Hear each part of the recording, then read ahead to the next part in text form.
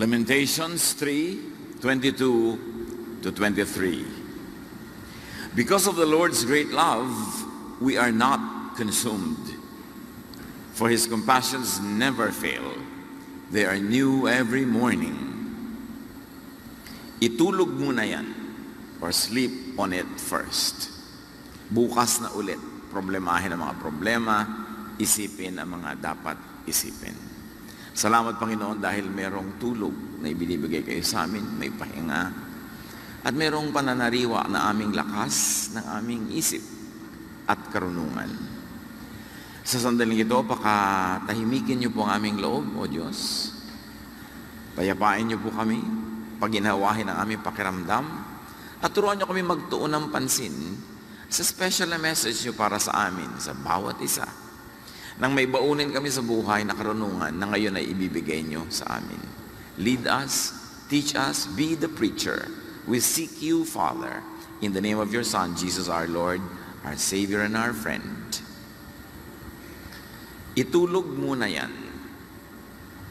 Merong isang taong sa tulog natuto ng dapat matutunan. Matthew 1:18. This is how the birth of Jesus the Messiah came about. His mother Mary was pledged to be married to Joseph, but before they came together, she was found to be pregnant through the Holy Spirit. Alam natin lahat itong Christmas story na to. Na si Maria ay nakatakdang ikasal kay Joseph, but before the wedding or the marriage was consummated, before they became physically one in the marriage bed, Mary became pregnant. And it was from the Holy Spirit that she became pregnant with Jesus. So, Joseph got to know about it, and nobody else knew about it. It was a big problem both for Mary and for Joseph. Matthew 1:19. Subalit dahil isang matuwid na tao si Jose na kanyang mapapangasawa at ayaw niyang malagay sa kahihiyan si Maria, binalak niyang hiwalayan, and the English versions use the word divorce. Binalak niyang hiwalayan si Maria ng palihim. So Joseph made a formula decision. Ano yun? Yung dati ng templado, nandun na, iinumin mo na lang, ipapahid mo na lang, gagamitin mo na lang. Ang formula decision ng mga lalaki noon, pagka ang yung papangasawa ay biglang nagdadalang tao na hindi ikaw ang ama, hiwalay. Itapon, itakwil, and in this case it was a divorce because when they were betrothed, 1 year before marriage, may betrothal period, you're already considered married for all intents and purposes, except that you do not join together in the bed of marriage until 1 year passes. At bakit may ganon? Kasi gustong tiyakin ng mga angka ng lalaki na ang babaeng napapangasawa ng kanilang kamag-anak na lalaki ay walang dalang anak ng iba sa kanya. Kaya 1 taon after the betrothal, binabantayan yung babae na yon. Halos ay hindi siya bitawan ng tingin. At pag 1 taon ang lumipas na hindi naman pala siya buntis, tuloy ang consummation of the marriage. And it was during that very crucial betrothal period, observation period, na biglang nagdadalang tao pala si Maria. So, Joseph makes a formula decision. Hindi na itutuloy ang kasalan, i-divorce na kita. Kasi para na rin silang kasal. It was preset by tradition, by popular mentality. And many people think in a way that is set by tradition, by popular mentality. Hindi na sila nag-iisip, automatic na formula na ang iisipin nila. Ibinigay na ng kaugalian, ng tradisyon, ng president, ibinigay na ng mga nakaraang naging pasya ng mga naunang taong kinailangan gumawa ng ganong pasya. So, formula yun. At ang formula, divorce. Walang kasalan na matutuloy. Matthew 1:20. Ngunit, habang pinag-iisipan ito ni Jose, nagpakita sa kanya sa panaginip ang isang anghel ng Panginoon. Sinabi nito sa kanya, Jose, huwag kang matakot na pakasalan si Maria, sapagkat ang sanggol na dinadala niya ay mula sa Espiritu Santo.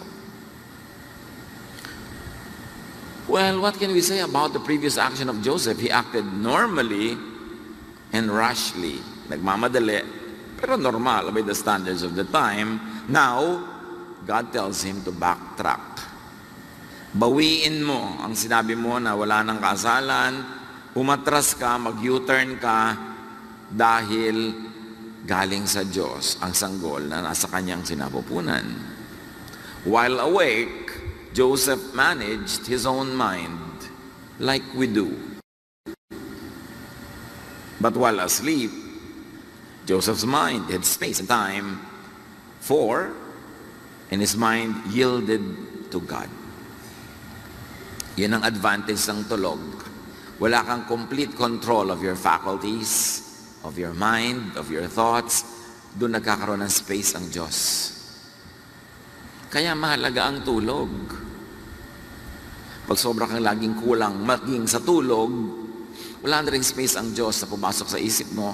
Kung habang gising ka, ay wala naman siya at yung utak mo lang ang umaandar, formula decisions, formula thoughts, usual values ang umaandar, walang space ang divine intervention. But while asleep, rested, peaceful, not in control of his mind, Joseph receives instruction and guidance from the Lord through an angel. May mga magagandang nagaganap pag ang tao ay bumibitaw sa pagkontrol sa sarili niyang utak. Although pwedeng si Satanas naman ang makialam, kaya double-edged yan. Kaya mahalagang suriin anong nangyari sa panaginip nitong si Jose. Kaya kung meron tayong mahalagang isipin, itulog muna yan. Huwag agad-agad formula decision. Huwag agad-agad gagawa ng hakbang na formula na, gano'n na ang ginawa ng lahat na nauna, automatic na. Kasi maraming bagay na hindi dapat automatic ang desisyon. Dapat pag-isipan mabuti at iba ang hakbang na tatahakin mo kaysa sa mga nauna na. Katulad ditong kay Joseph, masyadong unique yung case niya. Sabi ng kanyang kasintahan, pregnant ako. Diba? Alam naman ni Joseph na wala pa nagaganap sa kanila. Sabi niya, huwag kang mag-alala, from the Holy Spirit to. Siyempre sabi ni Joseph, Holy Spirit yun mong lelang mo. Kayo mga yun naniniwala. Kakaiba, unique. Kaya kailangan din ng kakaibang pag-iisip. At sa buhay natin, maraming kakaibang nangyayari. Pero kung hindi mo makilalang kakaiba yon at karaniwan na approach at sagot at action lang ang gagawin mo, mawawala yung kanyang pagiging special. Magiging very ordinary. Matthew 1:22-24. Nangyari nga ang lahat ng ito upang matupad ang sinabi ng Panginoon sa pamamagitan ng propeta. Maglilihi ang isang birhen at magsisilang ng isang sanggol na lalaki. So, mapanaginipan man ni Joseph na sinabing, totoo sa Holy Spirit ang dinadala ni Mary, meron siyang pwedeng basihan na alam niya kahit gising siya. Yung sinabi ng propeta na alam naman ng lahat ng mga Israelita. So pag sa panaginip mo ay nakakita ka ng isang guidance na masyadong kakaiba, tapos wala naman siyang reference, wala naman siyang suporta sa alam mo paggising ka sa common knowledge, magduda ka rin doon. Ito, kakaiba yung ibinigay sa kanyang payo, kakaiba ang desisyon gagawin niya, pero hindi naman totally different and new kasi meron ng matandang verse na pwedeng pagbasihan na ay oo nga pala, mangyayari ito. At hindi ko lang inaasahan na kay Maria at sa buhay ko mangyayari, pero may dati nang sinabing mangyayari ito. So pag meron tayong napanaginipan na sobrang weird at wala namang reference sa tunay na buhay, walang reference sa biology, sa history, sa sociology, magduda ka rin kung reliable nga ba yung panaginip mo or not. Hindi naman lahat ng panaginip galing sa Diyos.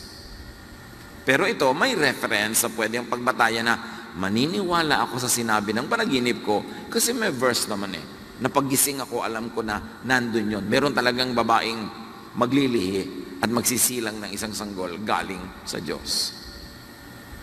Nang magising si Jose, sinunod niya ang utos ng anghel ng Panginoon at pinakasalan niya si Maria.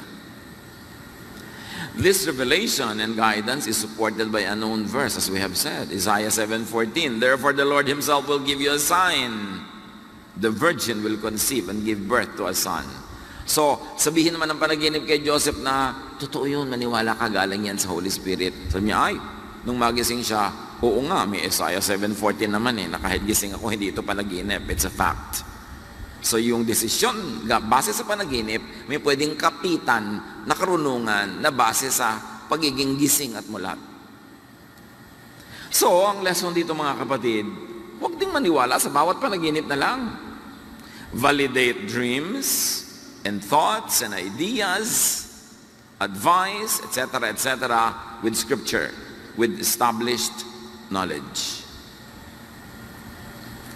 Kasi pwedeng may mapanaginipan ka na guni-guni mo lang pala o di ka lang naligo. O marami ka lang alalahanin, sumingit sa utak mo habang ikaw ay natutulog. Informed understanding, interpretation, application, and knowledge is all important. Kailangan ng tao, hindi lang nananaginip, marunong din siya pagising. Para hindi siya madaya ng mga panaginip na huwad at wala naman palang katumbas sa totoong buhay. Kaya huwag ding basta-basta maniniwala at sumusunod sa mga kahit ano na lang ng panaginip, lalo na kung unreasonable yung pupuntahan ng buhay mo dahil naniwala ka sa panaginip. Halimbawa na panaginipan mong sunugin mo ang iyong biyanan. So, wow, panaginip ito. Si Joseph ka, naginip chance ko na. No? Pero, mayroon bang ganon? May alam ba tayo na verse na nagsasabing gawin mo ngayon? May alam ba tayo sa common knowledge na pwede mong pagbatayan na tama yung panaginip mo? So magdududa ka rin sa panaginip mo kung masyadong weird. Hosea 4:6, my people are destroyed from lack of knowledge. Nalipo lang aking bayan dahil sa kamangmangan. Sabi ni Hosea. Kaya hindi ka lang dapat nananalig, hindi ka dapat mangmang. Dapat nananalig ka na informed, that you know, that you're aware, better kung educated, experienced, hindi lang pananalig. Kasi ang pananalig naman wala kang mapanghawakan na basihan sa aktual na buhay, kaya pwedeng yung pinapanaligan mo ay mali. Pwedeng mali. So validate ideas with outward events. Kailangan hindi lang meron akong ganong vision, meron akong ganong panaginip. Nakikita mo rin sa aktual na buhay na may mga bumubukas na pinto para puntahan mo, may mga sumasara para hindi mo pasukin. Katulad ng ano bang outward event sa buhay nitong si Joseph na maaari siyang maniwala doon sa panaginip na hindi nga nagtaksil si Mary. Well, actual events. Nakita na ba niya si Mary? Halimbawa na nakikipag-flirt with other men? Wala namang ganong record. And apparently, by her character? No. Meron ba siyang pruweba kahit konti? Lalaki nagsabi sa kanya, no, alam mo, may nangyari na sa amin yung girlfriend mo. Wala namang ganong event. Wala naman siyang makikitang outward event para bigyan ng patunay yung kanyang pagdududa. So dapat tayo, hindi lang sa panaginip umaasa, tinitingnan mo rin yung actual practical events that happen. Halimbawa, nanaginip ka na ikaw ay magiging ganito, super engineer. Pero sa tunay na buhay, talagang nangangamote ka sa math. Hindi ka marunong mag-compute, hindi maintindihan ng angles, sa geometry, bagsak-bagsak ka. Di guni-guni mo lang yun, magiging engineer ka. Kasi sa actual and outward events, hindi yun napapatotoohan. So pinagsasama-sama mo yan. Verses, panaginip, outward events. Para ka makarating sa pinaka-tamang decision. So Joseph obeyed. That's what we know. And the lesson is to act when the idea or the guidance, the answer to your prayer question is clear, sensible, and doable. Merong isang nanay na naginip, i-donate ang lahat ng kanilang pera, halimbawa sa isang gawain. Hirap na hirap ang buhay nila. May mga may sakit sa pamilya nila, may mga dapat siyang pag-aralin. Ipapapanaginip ba sa iyo ng Diyos yun? Nalipulin mo ang lahat ng kabuhayan nyo, i-donate mo sa something, tapos lahat kayo nakatunganga, gutom, may sakit. Hindi naman yata consistent yon sa karakter ng Diyos. Kaya hindi tayo dapat dalos-dalos nagpapadala sa mga emotional decisions. Do not decide when you are very happy. The tendency is you will be overly generous. Do not decide when you are sad. Do not decide when you're angry. Pagka ang emosyon mo wala sa center, nasa left of center, nasa right of center, don't make an important decision. Maghintay ka. Tulugan mo yan. Itulog mo. Kasi maaari kang magkamali. Kaya yung mga sobrang spiritually high, gagawa ng mga pledges, mamaya nagsisisi. Yung mga high na high dahil nag-retreat, dahil may Bible study, magko-commit ng kung ano-ano, pero mamaya hindi naman mapapatunayan o mapapanindigan. When you are beside yourself, too emotional, either happy or sad, angry or relaxed, stressed or rested, don't make an important decision. Kaya mag-asawang nag-aaway, yung nasa kalagitnaan ng init ng away, huwag kayong hahamon ng hiwalay. Diba? Bukas na, itulog mo muna yan. Huwag nag-aaway at magsasabi ng mga salitang tapos. Yung, never, don't do it again, I will never see you again. Kasi madalas pagsisisihan mo yan. Itulog muna.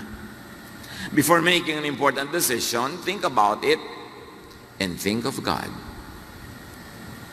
Give God space in your waking hours and in your sleeping hours. So sleep over it. Mahalaga yung hindi ka nagmamadali. Ang Diyos walang minamadali. Laging may oras ka for everything. There is season and a time for every matter under heaven. It is Satan that makes you speed up, hurry up. Kasi sa pagmamadali, pwede ka madulas, madapa, magkamali. May chance na madaya ka pag sobra kang nagmamadali. Psalm 63:6, I think about you before I go to sleep, and my thoughts turn to you during the night. May oras pa ba tayo na isipin ng Diyos, pag-isipan ng mga katuruan ng Diyos bago tayo matulog? Para kung managinip man tayo, yun ang lumabas sa ating panaginip. At kung naaalimpungatan ka at nagigising ka sa gitna ng gabi, iniisip mo ba ang Diyos o kung ano-anong iniisip mo? O pinipilit mong matulog agad? Merong mga nagsasabi na pagka meron sa kanilang gustong ipahiwatig talaga ang Diyos, ay ginigising sila at certain moments. At lalo-lalo kung laging ganong oras ka nagigising, ini-ignore-ignore mo, maaari talaga ang Espiritu ng Diyos ang gumigising sa'yo at gusto kang kausapin. Kaya ang sabi nga ng isang poster, instead of counting sheep, why don't you talk with the shepherd? Pagka hindi ka makatulog. Hindi naman laging problema yung hindi makatulog eh. Kung Diyos nga ang gumigising sa'yo, di sarap, ang ganda. May sasabihin siya sa'yo. So just before sleeping, what do you listen to? What do you watch? What do you read? What do you discuss if there's somebody to discuss with? Dapat ang baon-baon natin sa pagtulog ay mga isiping makalangit, makadiyos, para doon magkaroon ng puwangang Diyos sa ating panaginip, sa ating pagtulog. Maaaring si Joseph, bago siya natulog noon, because, the Bible tells us that he was a godly man, humiling siya sa Diyos, Diyos ko, turuan niyo naman po ako kung anong gagawin ko talaga dito. Ang hirap-hirap ng kaso. This Mary is a very, very nice lady, and she is saying that this is from you, so if this is really from you, let me know. So, nanaginip siya. Wala sa scripture na ginawa niya yung panaginip na yun, pero hindi naman out of character para manalangin siya ng ganun. So anong laman ng isip natin bago tayo matulog? And what do you think about while awake? Just before you go to sleep, could play in your mind while you sleep. Madalas yun, ang laman ng isip mo habang gising ka, lalabas pa rin pag tulog ka na. When you are no longer in control of your mind, the thoughts that inhabited your mind while you are awake can take over. Ganyan ang panaginip parang may nasa short circuit na electrical connection. Yung bang mga panaginip mo naghahalo-halo, parang mga libro na nasa isang bookshelf, tapos lumindol, naglaglagan yung mga libro sa sahig, nagkaiba-iba ng ayos, nagkaiba-iba, nagkadikit-dikit, pero walang saysay, walang sense, kasi nga, nahalo. Ganon din yung panaginip, kaya kumisan yung nanay mo, biglang siya si Darna, tapos habang lumilipad siya, yung ulap naging dagat, tapos biglang lumalangoy na yung nanay mo sa goto. Di ba ganito ng mga panaginip? Parang dugtong-dugtong na parang walang sense. Meron naman, may sense. At meron nga, naputol dahil nagising ka. At nung matulog ka, natuloy ang panaginip. Sino sa inyo ang nakaranas na natuloy ang panaginip nung matulog uli? Taas nga kamay.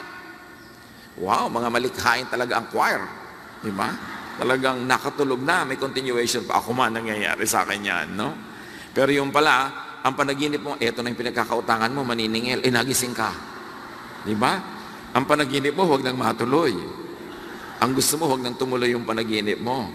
Dahil kung minsan, hindi naman lagi ka nais-nais yung pupuntahan. Pero yes, mahiwaga ang panaginip. Pero I'm telling you, hindi lahat. Kaya huwag kayong masyado maging mapamahiin. Naku mo na, panaginipan nyo na, yun na ang guidance. Kasi pwedeng guni-guni, pwedeng na short circuit lang yung brain mo, o walang dahilan, walang saysay, nangyari lang talaga, pero merong may kahulugan. That's why we need guidance from the Lord to know. Kaya dapat siya ang iniisip mo sa pagising ka, siya ang iniisip mo pag matutulog ka na. And even psychologists they attest that the mind can play tricks. That is why thinking has to be disciplined. Thoughts direct actions. Actions, when repeated, create habits. And habits make your character. So your thought becomes you. Kung paano ka mag-isip, ikaw ang magiging ganong uri ng tao. So everything begins with thought. Yan ang foundation ng lahat. Paano ka mag-isip? Minsan, madalas kayong mag-away ng isang tao kasi magkaiba kayong mag-isip. Hindi ibig sabihin tama ka at mali siya, o mali ka at tama siya, magkaiba lang kayong mag-isip. Kaya pagka meron kang laging nakatalo, tapos hindi mo pwedeng tanggalin sa buhay mo dahil asawa mo, nagulang mo, anak mo, kapatid mo, isipin mo na lang, iba kasi siya mag-isip. Kaya iba ang ginagawa niya, iba ang karakter niya. Iba-iba ang pag-iisip. Pero kung gusto nating lumago, lumalim, lumawak, patuloy nating ibahid ng paraan ng ating pag-iisip. Huwag tayong makontento na mag-isip ngayon tulad ng pag-iisip natin last week, last month, last year. Kailangan may naiiba, umaasenso. Because room for improvement is the biggest room in the world. Romans 12:2, do not conform to the pattern of this world, but be transformed by the renewing of your mind. Then you will be able to test and approve what God's will is. His good, pleasing, and perfect will. So ang lahat ay pagbabago ng isip. Kaya sinasabi mong ayoko makinig, ang utak ko'y serrado, dekandado, walang mangyayari sa buhay mo. Kasi dapat lagi nag-grow yung utak. And only a fool does not change his mind when confronted with higher knowledge. Kailangan willing tayo to change our mind. Kaya pag kami sinasabi ka, pinipilit mo, nag-aaway kayo ng dalawang tao, biglang na-realize mong tama siya, biglang sabi mo, stop, you're right. Thank you for enlightening me. Huwag yung maninigas ka at ipagmamatigasan mo, ipilit mo yung sarili mo kahit alam mo nang mali. Nakakahanga yung taong, oy, I was wrong. Wow. Now you know you are wrong. Therefore, now you know what is right. Tumalino ka na. Congratulations. Yung nagsasabing I was wrong, past tense yung was. It means I am now right. Congratulations yun. Magandang graduation yun from wrong to right. Hindi nakakahiya, hindi maling admit that you were wrong because it means that now you're enlightened and you know better. Now, to discern God's will, do not think like all others. Do not think as usual. Think out of the pattern. Huwag na tayo mag-isip sa formula. Huwag natin isipin yung anong ginawa nila before, anong inisip na gano'n. Mag-isip ka ng iba, lalo't kakaiba ang sitwasyon. What you think about while awake could also emerge as random and meaningless dreams. So hindi lahat ng dreams sineseryoso at pinapatulan. Dreams could be shaped, affected by your fears or hopes or wishes that become illusions. So beware of your passions, because your passions can come out as dreams. And you might think it is from God, samantalang meron namang passions na misguided. You will notice that intensely religious people dream a lot. Not necessarily because God speaks to them. They are just intensely involved in their thoughts. Yung mga sobrang deboto, sobrang religyoso, sobrang saradong-sarado ang iniisip, focus na focus, tuon na tuon, madalas yan managinip. Hindi nyo kailangang laging paniwalaan ang panaginip ng mga religyoso. Very often, it is because their waking moments are filled with obsessive thoughts. They always see visions. They always hear voices. You don't need to always believe. Lalo yung mga deboto sa kanilang pananalig, devoid of objectivity, devoid of intelligent thinking, preset na ang kanilang mga decisions at mga beliefs, you don't always need to believe at once. Some intensely religious persons could actually be psychiatric cases. Many intensely religious people see psychiatrists. It's a fact. Kasi nga, masyadong imbalance ang paraan ng pag-iisip nila. Sold na sold sila. Kaya kung may mga reliyosong tao na walang iniisip kung the end of the world, nakikita niya nga sa mami na kinakain niya ang mga ulap na nakakawi at dumadaan si Jesus. Mami yan ha, ano naging ulap? Kasi lagi yan naman ang utak mo. Yung mga sobrang lagi nag-iisip tungkol kay Satanas, pati ang mga nakabudbud na mga latik sa ibabaw ng bibingka, mukha ni Satanas ang nakikita nila. Pag may mga taong laging nakikita ang Diyos, lagi nakikita si Satanas, lagi nakikita ang impyerno o langit, medyo magduda kayo. So mo sister, nainom mo ba ang gamot mo kanina? May imbalance ka na naman ha, nakakakita ka na naman ng diablo sa kisame. Kaya lagi ang bunga na sa kanila, fear. Kung galing ba yan sa Diyos, fear? Ang sabi lagi ni Jesus, fear not. Diba? So yung takot, nananakot din. Napakaraming ganon. Kaya anong sabi ni Nora Honor? 1, 2, 3. Kita nyo, alam nyo yan. Walang himala! Kasi nakita niya ang katotohanan yung mga ignorante sa probinsya nila, lungkot na lungkot siya sa pelikula. Lugi kayo kung di nyo napanood ha. Dahil marami siyang guilt, may mga nangyari sa buhay niyang lihim. Sabi bigla nung kanyang cheerleader, iniluluha niya ang kasalanan ng daigdig. Luhura ng mga tao. Alam niyo, napakaling linlangin ng mga mananampalataya. Kaya dapat nag-iisip ka, hindi ka lang bilib ng bilib. Katulad ni Joseph, hindi lang naniwala sa panaginip. May verse naman sinabing mangyayari ngayon, may pwedeng hawakan yung kanyang paniniwala. So beware of religious obsession. Lalo ko ang laging napapanaginipan ni sister, ibibigay mo sa kanya ang yung 13th month pay. Kasi mo, sister, you are a false prophet. Nakabudget na ang 13th month pay ko. At saka kung ibibigay ko yan, dahil sabi ng Diyos, dapat sa akin sinabi, hindi sa'yo. 13th month pay ko to, sa'yo sinabi ng Diyos na ibibigay ko, guni-guni mo yan. Dapat ako ang kausapin ng Diyos tungkol dyan. Beware of religious imbalance and extremism. Beware of the misuse of dreams and visions. Ang daming fake.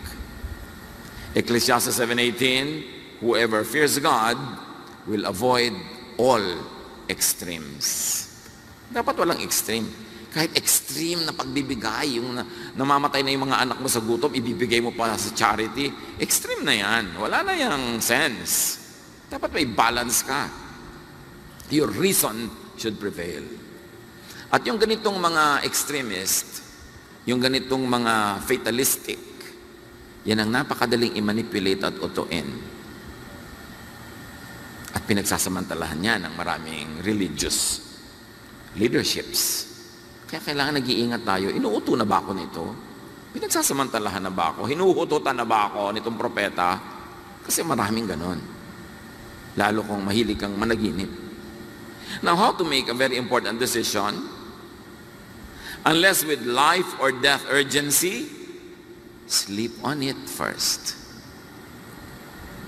Mag-i-invest ka. Lifelong savings. Sleep on it first. Huwag ka magpadala sa masasanang mga matatamis sa pananalita ng pinsan mo o hipag mo o kapitbahay mo. Tapos mag-i-invest ka na. Sleep on it first. Huwag kayong magpadala sa mga nangbubudol-budol. Diba? Marami nagkiklaim na budol-budol ako. Bakit ko nga ba na nag-withdraw ako sa bangko, binigay ko yung pera ko? Sabi nila, pag kami nakikipag-usap sa'yo, lalo hindi mo kilala yung stranger, laging ang sagot mo, no. Para hindi ka mabudol-budol. Kasi pag nag-yes ka, sasakay na yung thought mo sa thought niya, maaakay na niya. Halimbawa, babae ka ba? Oo. Nakikita-kita ba, babae ka, di ba? Hindi umuo ka. Nagugutom ka ba? Oo. Ang apo mo nasa abroad? Oo. Diba?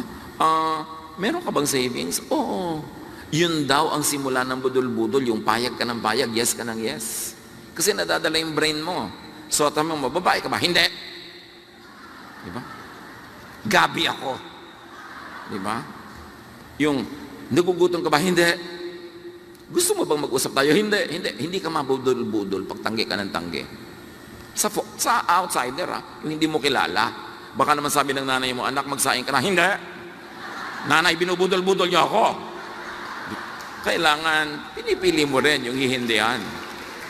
Importante yun, yung hindi ka yes ng yes. What's important when you have to make a decision? Let some time pass. Yun lang thoughts mo pag 2 a.m., iba na pag 6 a.m. na eh. Yung nga matatakotin eh, pag nagising ng 2 a.m. natatakot, pero pag 6 a.m. na may liwanag na sa labas, hindi na natatakot. Naiiba yung isip. Iba-ibang oras. So huwag ka magdedesisyon pag gutom, pag sobrang saya, nalulungkot. Let time pass. And listen for God's voice, though there are many voices.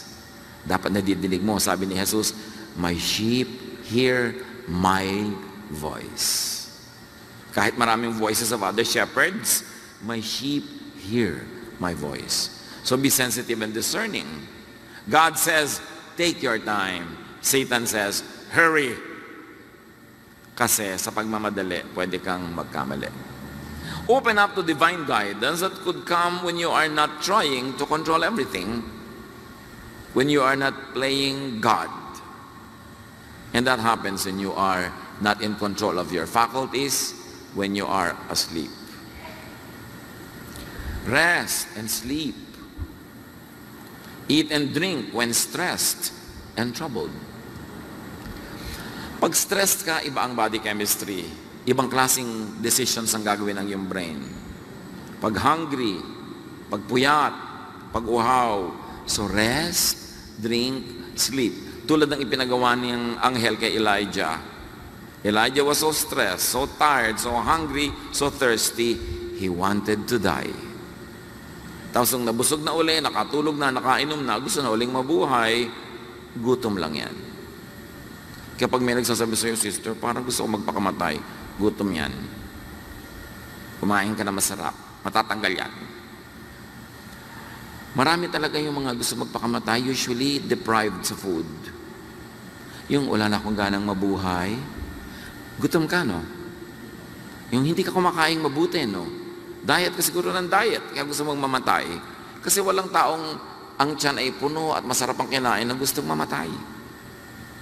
Kaya siguro wala ka makikita nagpakamatay, nanumbuksan yung tiyan, puno ang laman. Kagutom. Kasi iba talaga ng utak yung gutom. Kaya kung hindi ka mahilig kumain ng masarap, hindi ka mahilig uminom, obserbahan mo, baka hindi ka masyado interesado ring mabuhay. May correlation yun eh. Kaya importante, para yung mga tao na matagal sila sa sauna, yung napakainit na room or steam room, pag ang tagal-tagal na nila doon, nakakamatay yun. Pag ang tagal mo na, pwede kang mag-heart attack, pwede mag-increase ang blood pressure. Pag ang tagal mo na sa very hot sauna or steam room, yung katawan mo actually gusto nang matulog, ayaw nang umalis doon. Ang totoo, niloloko ka ng katawan mo na mamatay ka na. Bakit? Dumating ka sa point, tinawid mo yung lampas na sa healthy, yung heat na yan. So, dadalin ka na ng katawan mo and deceive yourself into wanting to die. Ganon din yung hindi kumakain ng matagal, gusto na kumisang mamatay. Ganon din yung mga nahihirapan, gusto ko nang mamatay. Kasi hirap na hirap, lumampas sila doon sa normal. Kaya kinokontrol mo yung pain, kinokontrol mo yung hunger, kinokontrol mo yung deprivation, even temperatures, because your mind can play tricks on you. Satan can manipulate you. Kaya dapat walang extreme. Extreme heat, extreme cold, extreme hunger, extreme aloneness, extreme anything. Anybody who fears God will avoid all extremes. Sabi ng Ecclesiastes. Meanwhile, whatever is happening inside your mind and outside of it, God knows. So seek God and depend on God. And this is where good old-fashioned meditation is important. Kailangan nating ibalik sa buhay natin, mga kapatid, yung quiet time kung ito'y nawala. Yung bago ka matulog, may quiet time ka with the Lord. Yung pagkagising mo, hindi ka aandar agad nagmamadali, may quiet time ka with the Lord. Kung papasok ka sa trabaho o sa school, may gagawin ka, mag-alarm ka 15 minutes before the real time na dapat ka maghanda para may oras ka with the Lord. And begin your day talking with God. Nawala na sa buhay natin yung pagninilay-nilay. Alam niyo yung mga matatanda, kaya maraming wisdom, kahit hindi naman lahat sila nag-school. Nung araw, lahat ng bahay may silyon, may rocking chair. Uupo din ang matanda, uugoy-ugoy, uugoy-ugoy. And even in our ancient pre-colonial rituals, the priests and the priestesses would sit on benches or mga duyan at uugoy-ugoy. Kasi sa kauugoy-ugoy, your body gets into the rhythm of a movement that releases your mind from attachment to the things around you. Nakakapagnilay-nilay ka, nakakapagbulay-bulay, at maraming karunungan ang pumapasok sa isip mo, not through formal instruction, but through spiritual revelation. Pero ngayon, wala nang oras-oras ang tao para magnilay-nilay, magbulay-bulay, mag-isip-isip. Kasi every empty second is filled with the cellphone. Kahit nga naglalakad, between steps, ilalabas pa yung phone. Pagsakay sa elevator, phone agad. Pagka may iniintay na sa bangko, naka-phone agad na ganun, wala nang pag-iisip ang tao ngayon. Tapos pag tinignan mo kung ano yung pinapanood, o ano yung game niya, o kung ano man yung kausap niya, konti naman yung may saysay. Napupuno ang utak ng mga bagay na hindi naman mahalaga. Nawawala ng space ang Diyos. Doing nothing while uncertain is better than doing something wrong. So mga kapatid, ito ang pakatandaan natin. Kung hindi kayo sure sa inyong gagawin, mas mabuti pa wala kayong gawin. Less damage. Kesa may bigla kayong gawin, kailangan nyo pang mag-backtrack. Tulad ni Joseph, kailangan pa niyang umatras, bawiin niya yung sinabi niyang wala ng kasalan, buti na lang, wala siya ibang pinagsabihan, less damage. Pag hindi niyo alam, Pastor, hindi ko po alam kung anong gagawin ko sa anak ko, di wala kang gawin, sister. Di mo pala alam eh. Nahimik ka, tulog mo yan. Pray to God na ipakita niya sa iyo kung anong pinakamaganda mong gawin. Pero Pastor, talagang meron akong dapat gawin. Oo nga, pero alam mo ba kung ano? Hindi nga po. Sige, bahala ka. Barilin mo, gusto mo. Maglaslas ka, gusto mo. Hindi po. Yung pala, hindi mo alam ang gagawin mo. Huwag mong gawin hanggang hindi clear. Mabuti na bago ka pumasok sa isang kalsada, nandun ka lang sa kanto, naghihintay, iniisip mo, papasok ba ako o hindi? Kumuha ka ng guidance. Kasi pasok ka ng pasok, dead end pala, babalik ka lang, sayang oras mo. Do not quickly decide. Do not give an answer or commit yourself. Huwag kayong magpadalos-dalos ng pag-say yes. Kaya yung biglang may magpo-propose sa'yo sa gitna ng napakaraming tao, tapos napa-yes ka na dahil nakakahiya, walang ganyanan. Kung talagang hindi, yes, hindi. Sabi niyo, mapapahiya ko. Pasensya ka, pumasok-pasok ka sa nakakayang sitwasyon. Bakit kailangan maraming taong nanonood sa proposal mo? Kung tanggihan ko, bakit kailangan gawing public yan? At ngayon, bisyo na ng napakarami, ginagawa nilang napaka-public ng proposal. Kung tanggihan ka. O baka naman yung babaeng may ideya, proposan mo ako pag nakaharap sila ha.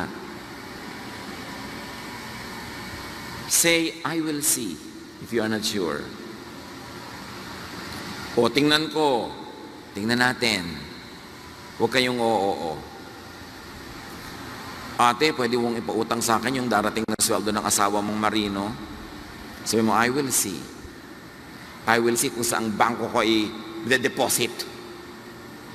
Hindi para sa'yo. Huwag kayong oo ng oo. Ang i-perfect nyo yung I will see. Para hindi kayo mapasubo. Hindi kayo sure? Tingnan natin. Yung mga ibang Kristiyano nga, ang sagot nila dyan, ipagpe-pray ko pa. Hindi yan alam ko na. Yung mga ipagpe-pray na pagpe-pray ko muna.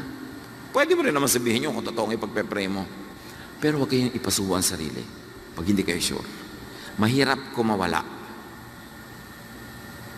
So, pray about it. Really, seriously pray about it. But very importantly, sleep on it. Itulog muna yan. And enjoy your sleep. At meron akong gustong ibigay na card sa bawat isa sa inyo. Madaling i-frame, ikwadro nyo, ilagay nyo sa inyong bedside table or where you will see it before you sleep. It's from Psalm 4:8. In peace I will lie down and sleep. For you alone, Lord, make me dwell in safety. Card na yan, ready dyan sa labas. Paglabas nyo, claim it. Talaga, may palakpak agad yung... by the way, 50 pesos ang isa. No, libre yan. Gusto ko nakikita nyo lagi bago matulog that the Lord is there with you. Huwag kayong natatakot na matutulog kayo na parang wala kayong control because the Lord is in control and the Lord loves you. Ano man ang pinoproblema nyo, itulog nyo muna yan. Ano man ang pasya, itulog nyo. Unless it is life-threatening, urgent, and a decision must be made, God gives you time.